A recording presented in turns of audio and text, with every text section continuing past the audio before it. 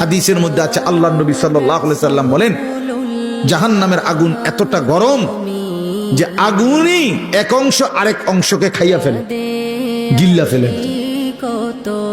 এই প্রচন্ড আগুনের মধ্যে জাহান্নামীকে ফেলবে, সে চিৎকার করবে, আর ফেরেশতা তখন ধমক দিবে, আলাম ইয়াতিকুম নাদির, এই বেঈমান, তোরে কি কেউ জাহান্নামের ভয় দেখায় নাই? কোনদিন কি জাহান্নামের ভয়ের কথা শোনো নাই? কেউ কি তোমাকে ভয় দেখায় নাই?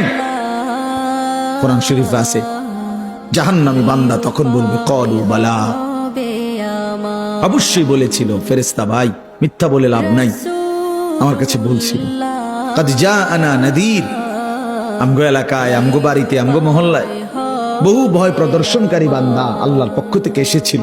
আমগো কত ইমাম সাহেব, আমাদের জুমার খতিব সাহেব, কত মাহফিলের কত আলেম, কত পীর মাশায়েখ, আউলিয়া, বুজুর্গ চোখের পানি ফেলে ফেলে বারবার আমগরে বলছিল, কিন্তু ফাকাযাবনা, আমি আখিরাতটাকে মিথ্যা মনে করেছি।